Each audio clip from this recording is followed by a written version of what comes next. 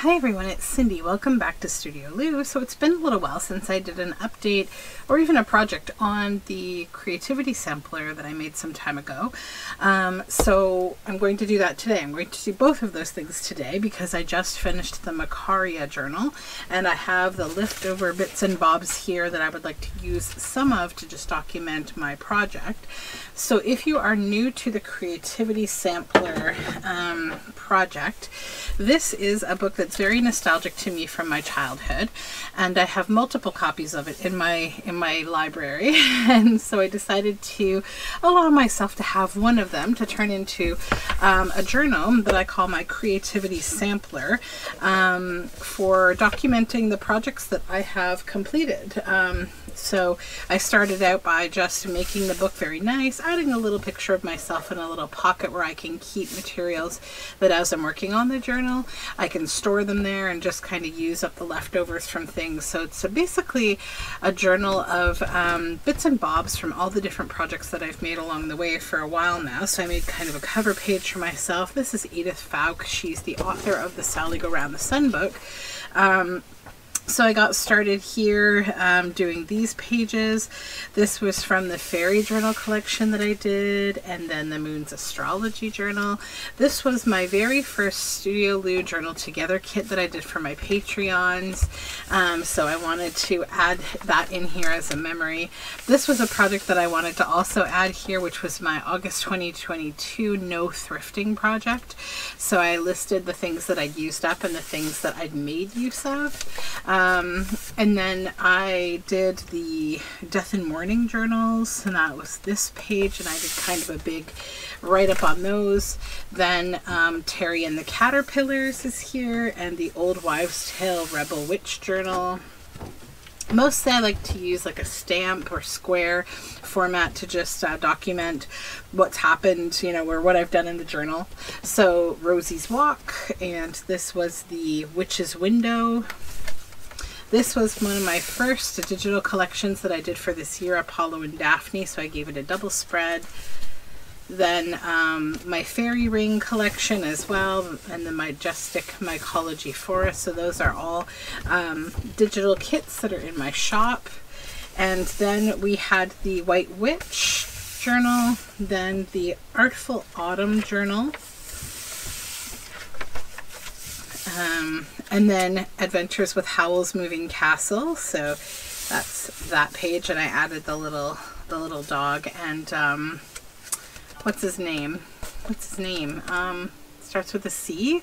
Yes, I can't remember. The little fire guy. I added him there. And then this was Snow White's Cottage and Mountain Rose. And the last one that I added was Seasons Creepings, my creepy Christmas journals. So today I'm going to skip this page, and I'm going to use this page that has the Mulberry Bush song on it, and we'll have actually finished the first signature in doing this one. So today I'm going to document the Macaria journal. So I've got some bits and bobs that I can cut out, and I've got some ads, a little bit left over from the Weldon Ladies journal that I used in there, and then this was from a children's book. I just kind of kept all my scraps, some of that wallpaper, and then all the cut off bits as well. Those will work quite perfectly. So I'll just get them all out here. Move the project basket out of the way. We'll be filling that up with something else fun soon. And then I think what I'll do is the background this time, I often choose to paint. Sometimes I choose to like lay paper down, but I think today I'm going to use the strips of paper that I cut for the book as my background here. So that will be fun. And I'm just going to cover the words. Then I will put stamps in all of the other stuff on top. So we'll use kind of relatively calm papers in this background. So it's my son's birthday today as I film this, and he had a lovely morning. He had a really fun breakfast of these little donuts called Timbits that they sell in Canada at Tim Hortons.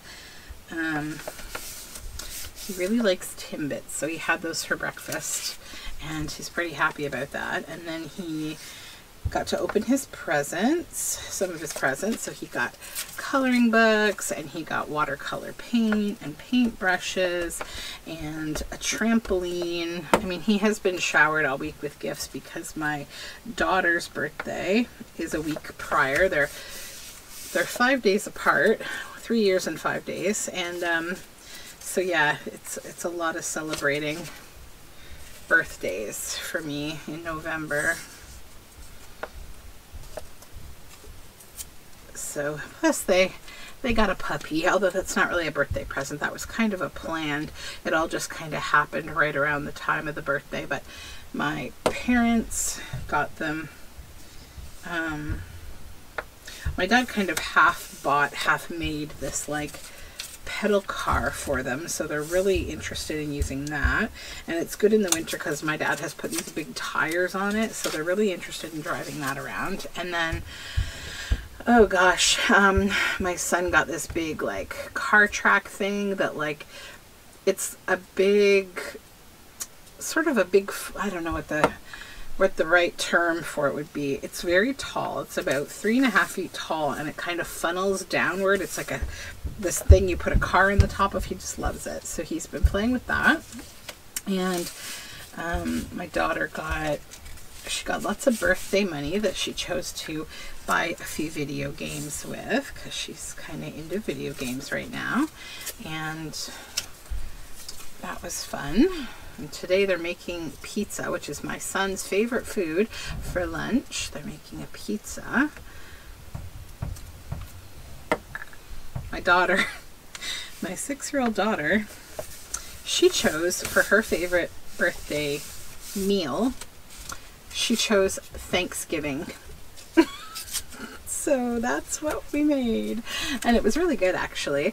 Although the craziest thing happened, and it's funny how these things always happen. So I don't know if everybody has the same experience as me, but probably because just the way appliances are made these days, they're just pretty garbagey. So the brand of stove that we have in this house is Kenmore, which is an awful brand. So is Whirlpool, Maytag. They're all terrible now. They're all pretty much all owned by the same company.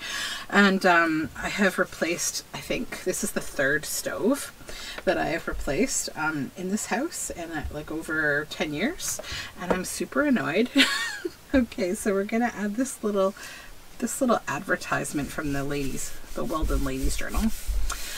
So yeah, I've gone through stove after stove for some reason because they're garbage. So the last one that I bought, it was brand new, but it had a little dent in the side, like that part that you don't see, that, you know, gets put in the enclosure and no one sees it. So I bought that one because it was like $500 less than the original list price. So that is the one that I have now, and I'm so glad I didn't pay full price for it, because I'd be even angrier than I currently am. But, you know, it's funny how these things always happen. Like, the element is what burned out. Did I even say that, or was I already too grouchy and not even explaining the whole situation? So the element burned out, and the way that we figured that out was my husband and I had gone out to pick up the birthday cake or something, because this year I did not bake a birthday cake. I bought an ice cream cake from Marble Slab, and it was amazing. And I actually had the year off from doing some like ridiculous like birthday cake like I always do. So that being said, we came home and we noticed this little fire, this little tiny flame burning. It looked like a candle in the bottom of the underneath, like the bottom plate of the oven. So I was like, huh, that's curious, immediately knowing what it was. Like, I've been down this road before. So my husband's like, oh geez. So, you know, we open up the oven and we turn it off, and we, you know, get the little flame burned out, and we noticed that the element in one spot was still very orange and very hot looking. So we knew that it was going to burn out. We knew that's what the inevitable thing was. But luckily it happened after the turkey had already reached, you know, 165 Fahrenheit. So it was good. And it actually turned out beautifully. It actually turned out, I think, better than turkeys often do, because I was actually forced to stop cooking it at the actual time instead of, you know, continuing to keep it in the oven to keep it warm or any of that. So it was really good, and we had a nice kind of slightly earlier dinner, which was good because actually my parents, who live in southeastern Ontario, they came to visit for the kid's birthday.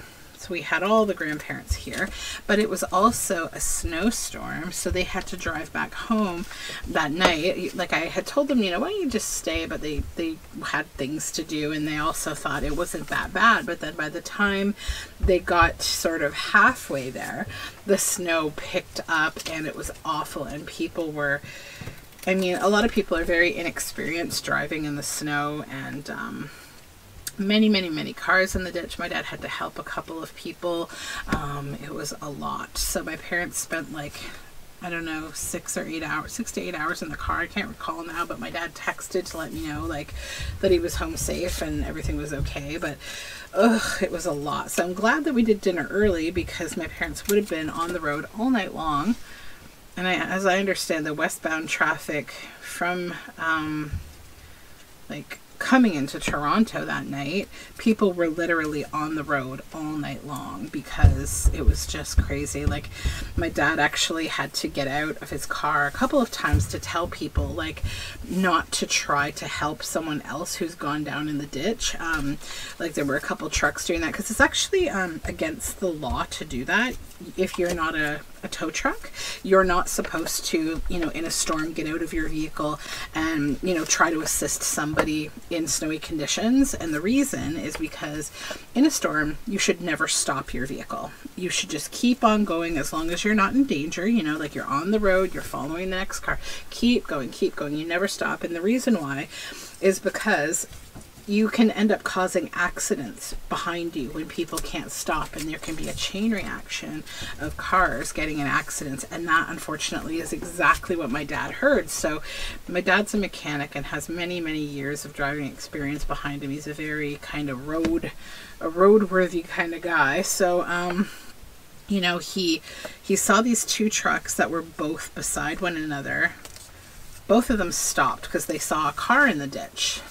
Nobody was hurt, like it wasn't, you know, a scary situation, but they had decided they were going to try to like help pull this car to the ditch or something, you know, like on foot, right? Like it's not going to happen. You're never going to succeed at that. So my dad got out and reminded them. He said, you know, guys, like I know you're trying to help, but like, can you please get back in your car, because this is dangerous. We're going to cause an accident if you don't keep going. You're now blocking the whole road. Like cars couldn't get past them.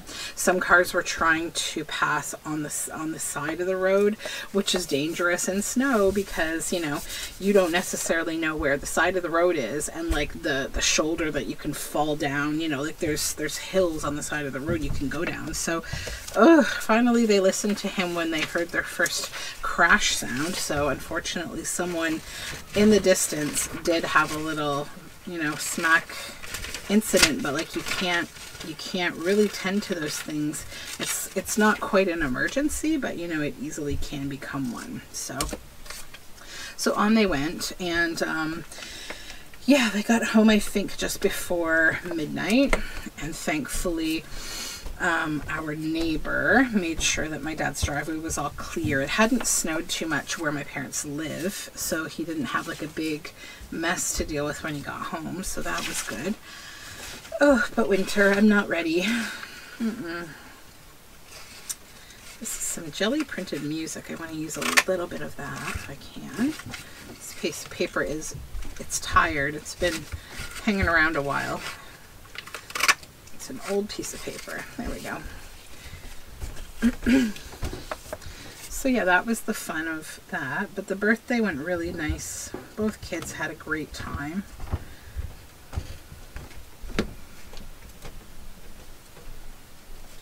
My son today has been painting with his new watercolor paints. He's having fun with that. And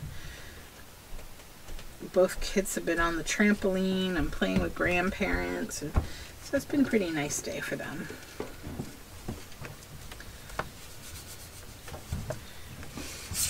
I am back to work today. I'm just currently taking my lunch break, as I often do to make videos. I just do it on my lunch break because, yeah, it's a bit busy. We're doing lots of planning for different things right now, and thankfully it wasn't too much crazy when I got back to work. I didn't have a ton of things left to do. My colleague, she took care of everything wonderfully for me, and I'm so sad because she's actually retiring at the end of this year after like 30 years at our company or something. She's just going to be dearly missed, and she's a dear friend of mine, and I don't know. It's not going to be the same without her, but I'm happy she gets to retire because I think she's put in her time for sure. Let's add a little ink to this.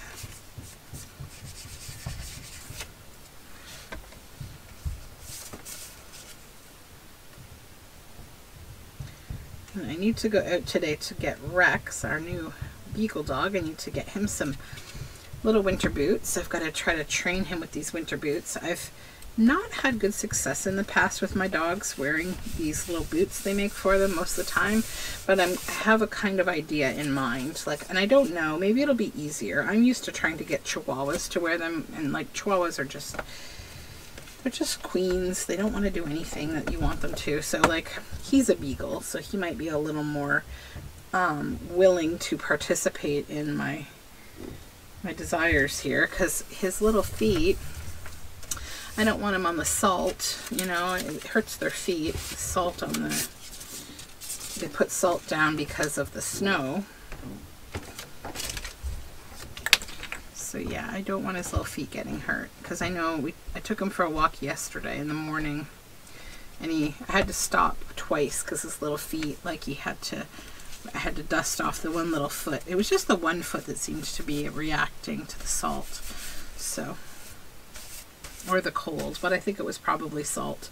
I tried to keep him off on the side where there was no salt. Just a couple of times he kind of ventured over into the salty part of the sidewalk. But that's just a reality of Canadian winters. Road salt. Let's put another one of those fun wallpaper stamps because they're just so pretty.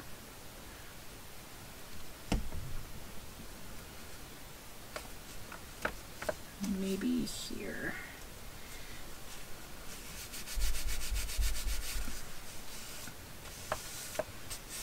I need to leave myself a little spot to journal. And I may use this paper to do that. So I'll just do like a one long piece that goes right across that one orange flower. This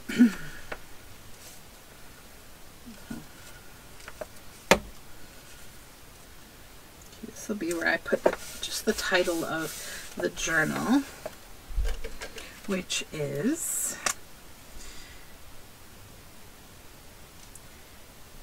Macaria.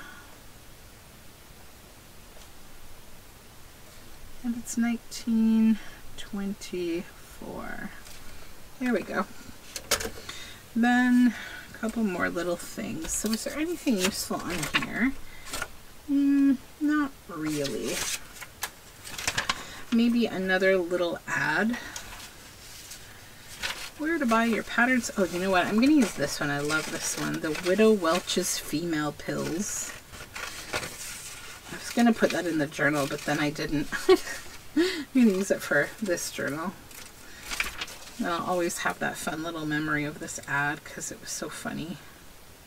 And there's probably another ad just like this that I can put in another journal, maybe.